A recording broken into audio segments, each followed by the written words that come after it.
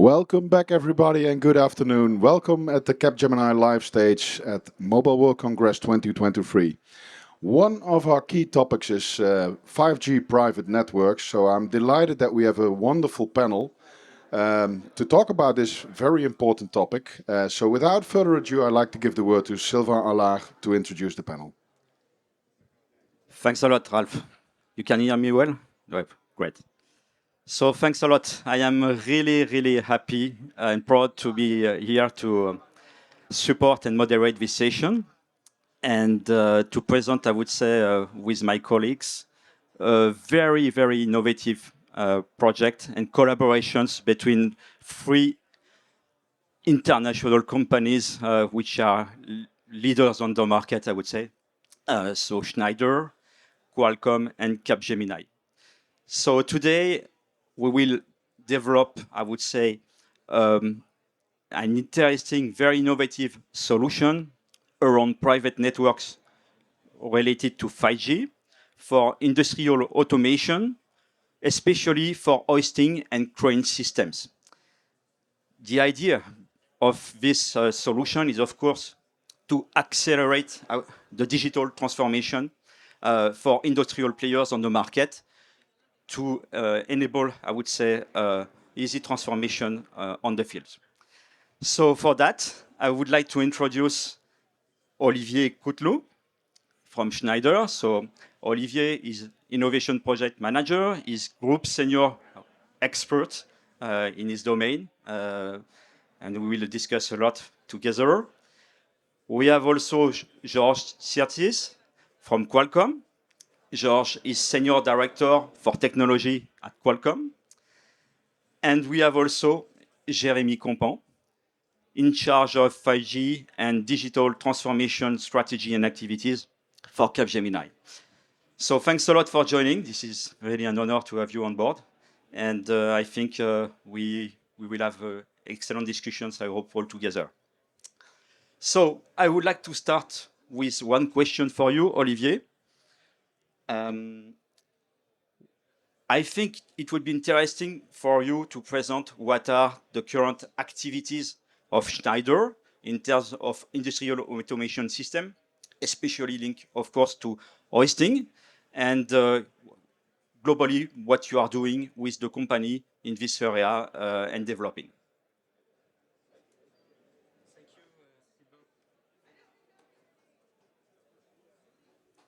Thank you, Sylvain, for the introduction and for the question, the good question. So, as you know, innovation is Schneider Electric DNA. And that's the reason why we develop very...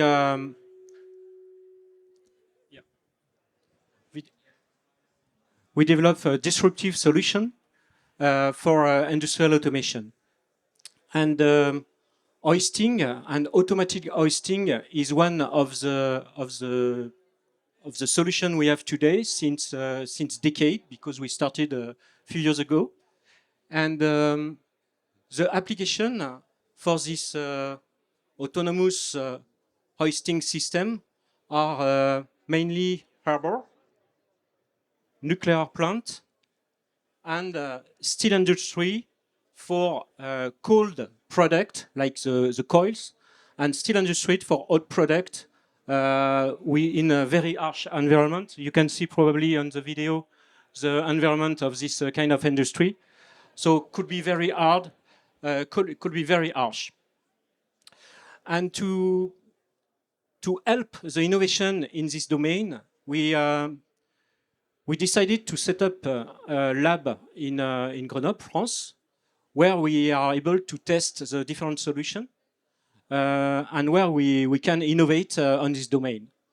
And this is a place where we started the 5G investigation for the hoisting.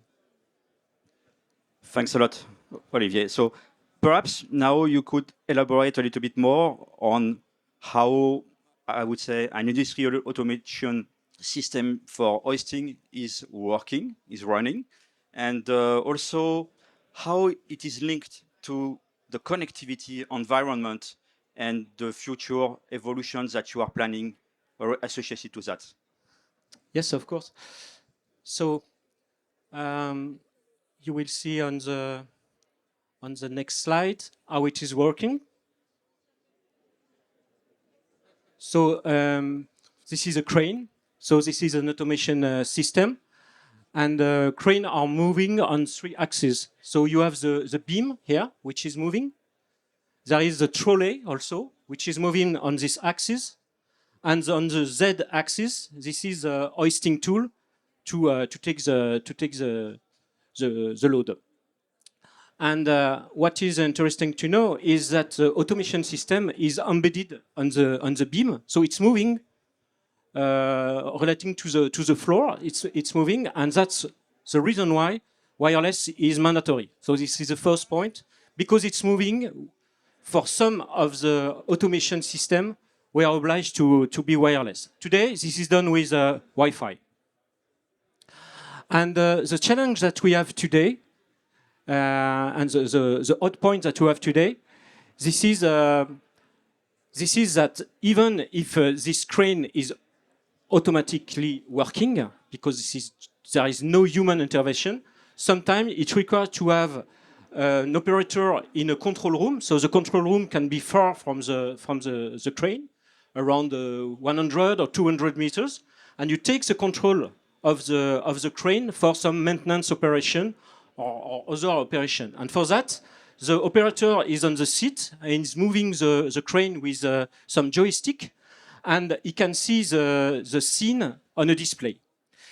The problem with that is that the response time of the system between the time that you are moving the crane and the scene that you have seen must be below 100 milliseconds. And so it's very challenging because the camera is there, the control is there, the PLC are there, and you have to control the buckle in less than 100 milliseconds, 500 milliseconds. So for that, it's not possible to make it with Wi-Fi. This is too long, and especially for the IP camera in Wi-Fi, where you have encryption, decryption, so it takes too much time. So we cannot do that, and so we improve the system by using a dedicated and low latency camera. This kind of camera are very, very low latency, and that allows us to control with a good time. But the problem with that is that the bandwidth taken by this solution is too high, and so you are blocking all the Wi-Fi the Wi-Fi network, and the system is working on 1, 2, or 3 cranes in parallel, but you cannot not have on the same side 10 or more cranes working in parallel. So the bandwidth is too large for that. So that's the first challenge that we have to solve with 5G, if possible. The second challenge is, and pain point for the customer, this is that today there is an optical fiber between the PLC system here and the PLC system here, and it's moving, and the optical fiber is on a festoon, and it breaks all the time. So a lot of bad events are due to the fact that the optical fiber breaks. So why not having a wireless solution to remove this pain point of the customer? So this is the challenge that we have today. Thanks a lot, Olivier. So maybe this is a question now for Georges. So as you have nicely mentioned, Olivier, you are facing lots of challenges currently. And so, Georges, how, I would say, 5G was able to help to solve those issues, and especially during the implementation that we have managed all together for the hoisting activities on the proof of concept on the POC in Schneider in Grenoble. Thank you. So the premise of 5G, or one of the many premises of 5G, is that it's going to replace a lot of the legacy systems that kind of proliferate in industry and enterprises. So let's see what we managed to do here. First of all, just to give you a sense, what we did is that we deployed a 5G private network using a 5G Ethernet core, small cells from Airspan that are powered by Qualcomm through FSM chipsets, and a number of devices, including industrial gateways, IP cameras, 5G connected IP cameras, again using Qualcomm modems and Snapdragon chipsets. And with this system, we were able to already replace the Wi-Fi flows and the proprietary unlicensed flow that Olivier talked about. And we are working now on the Festoon wire. And we are already able to transport all these different flows over a 5G private network with the desired performance, the less than 500 milliseconds loop that Olivier was describing before. A very interesting part of this exercise is actually two things. One is that we do all the different types of flows over the same network and we can maintain performance. The other one, which is even kind of more significant in a sense, is that one of the flows is a PLC control. The PLC control flows proliferate in the industrial floor, not only in cranes, but in all kinds of machines are controlled by these PLC flows, which are low throughput typically, but they require kind of good latency characteristics, and they are sensitive to packet loss. So you really need to be careful how you stitch them together and kind of protect them in the network when other flows run in parallel. So we're able to show all of these things already on the POC. So we're very happy with that result. Thanks, George. So maybe a little bit different question. So what's globally, I would say, the strategy of Qualcomm related to 5G for industries? And do you think it's really important for you, in which sense, to work with a global system integrator like Capgemini or industrial players like wonderful industrial players like Schneider? Yes, of course. So the strategy of Qualcomm has multiple aspects around private networks, and we're very deliberate about it. From the starting point has been that, of course, Qualcomm chipsets and technology and software powers a lot of parts of what you need to make a private network. Small cells and all the different devices that come to the market tend to have Qualcomm chipsets. So we are present in that field already. But we felt that 5G private networks need to be simpler, performance needs to be proven and be pre-packaged to reach scale, because you can do one network, put all the resources behind, and create one network, one solution. But if you want to scale that and take it to market and build hundreds and hundreds of private networks, you need to make that much simple to do, and you need to be able to copy paste. So we're taking a very structured approach.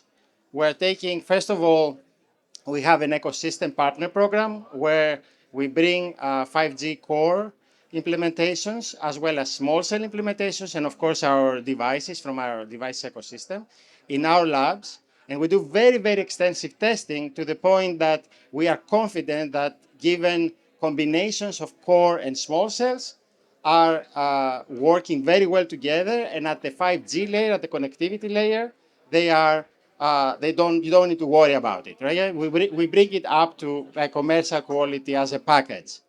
And then we work with system integrators. Capgemini is a big one here, where we are able to give them that solution, that prepackaged solution, and they can concentrate now on the use case of the customer as opposed to trying to debug the network. Okay, and this is what you see here. This is the network. It's pre-validated from us. The use cases is integrated with Capgemini's help. Of course, the customer is Schneider. And that kind of collaboration proves the point that this model works, and it's how we see it scaling together with now the last part of the puzzle, that is the management of these private networks. And okay, you can again deploy one private network and manage it locally, but when you get 100 of them, being able to manage them in a centralized fashion is very important. And this is why we have developed the edgewise solution, which is explicitly about multi-site, multi-RAN, multi-vendor RAN management that we brought for the first time in this exhibition, in our booth, and also in Capgemini. So this is the complete package. Thanks, George. So, Jeremy, I don't forget you. So now this is for you. What were the key milestones for this project?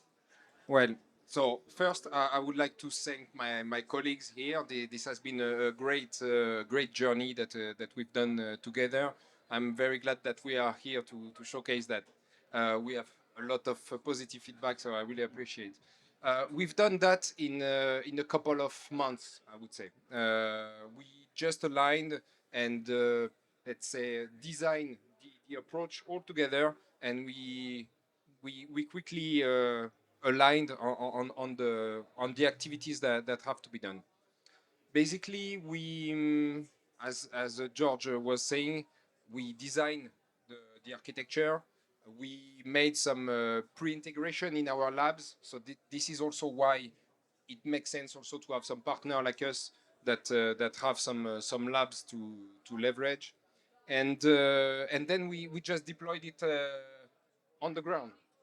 In a couple of weeks, we run some tests. We collected a lot of valuable data, and if I have to be honest, we are still analyzing some of them to see how we can, let's say, take the advantage of all this data. So quite easy, let's say, to work with these two global players, and let's say very fast activities that have been run, a lot of results, and we are capitalizing still on that. Excellent, thanks. And concerning 5G for industries, what is your view about the requirement, the expectations, the market needs, and also related more to Capgemini, what is the vision and the strategy of Capgemini related to 5G? So we believe that the future of industry is intelligent. We see that there is more and more data flows coming up. We see that the industry is getting, let's say, more and more software driven.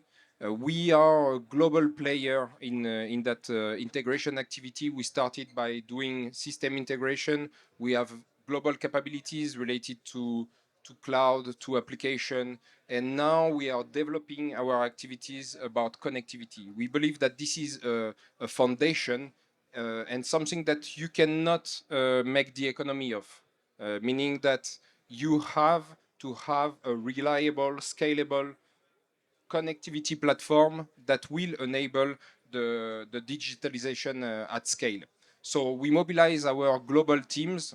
We have teams here. You can see that this is going in all directions here. We have AI for networks. We have automation application. We work on mission critical subject. We have global capabilities, and I'm talking about consulting to integration to operation, and this is what we leverage for this case, and we believe that this is the future of intelligent industry, that this kind of partnership will bring us to success and to the intelligent industry. Thank you, Jeremy. So, one question for Olivier. So, finally, what were the conclusions of this project, the lessons learned, and the possible future steps? So, as you know, we are very pleased with the result because technically it's working well. So we are very happy with that. And it's time also to thank the partners, as you did. Thank you very much, because that was really a pleasure to work together, and easy to work, as we said, very easy to work. So based on this is a very good partnership between us. So we decided this year in 2023 to go to the customers and on a real factory and to test the solution. For us, this is an incubation phase, and happy to have this journey with you and to continue that. Thank you, Olivier. So, of course, this is just the beginning. I mean that this is one use case, uh, automation for industrial applications and for hoisting and cranes. But of course, we can imagine that we can plug on top of that in the future new additional digital use cases. So after the implementation on the field, of course, but I do believe that you have some ideas about what we can add to that. So just one or two very quick Okay, yeah. favorite ones.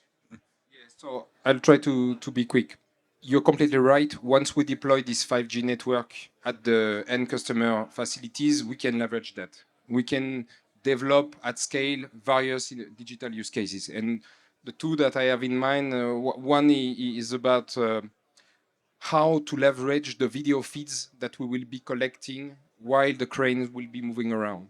And we can use that information that will be collected to reconcile the information that is already present in the warehouse management system of most of the companies, making sure that there is no discrepancy and that if there is, they are determined and identified. Another one might be about critical communication. There is a lot of, of companies that are having some, let's say, safety topics that needs to be addressed and that are using some current Tetra networks. Um, these networks will go away. They need to be replaced, and 5G can also help in this sense. So these two use cases can be also, let's say, additional use cases that can be implemented on top of course, the automation of the cranes. Thanks, Jeremy. So Olivier, two use cases quickly. Yes, very, very fast. Yes, my favorite use cases around 5G will be remote operator. Okay. Um, um, People using glasses and a system which help them for some operation. So this is one of the or remote expert. Also, you can have a colleague connected through the network, and that can help you for maintenance operation. Second one is digital twin. And for digital twin, below that, we see the maintenance, all what we can do on the maintenance to move from the maintenance to the predictive maintenance. And there are a lot of things to do around this topic. And last but not least, this is geolocation. So use the next features of the 5G, use the geolocation functionalities that we can have to help the geolocation of moving part in a factory, or to have some more flexible solution in the factory.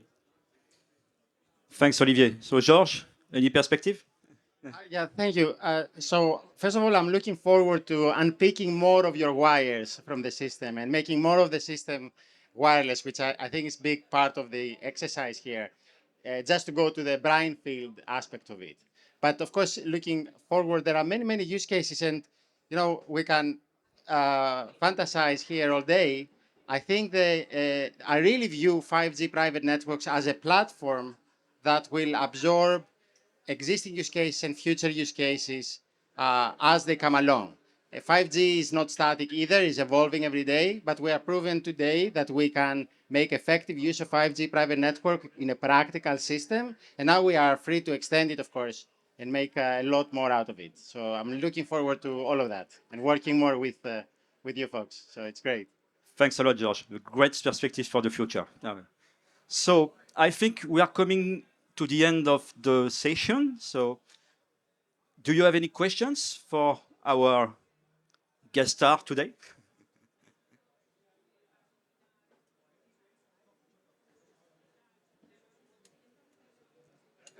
No questions. So, okay. Okay, so everything is clear. Thanks a lot. So one time again, I would like to thank you all of three, Jeremy, Olivier, Georges, for this excellent session.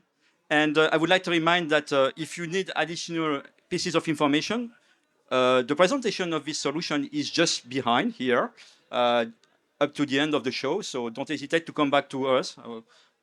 most of the time we are there, or you call us, we will discuss and present and discuss with you for the different solutions.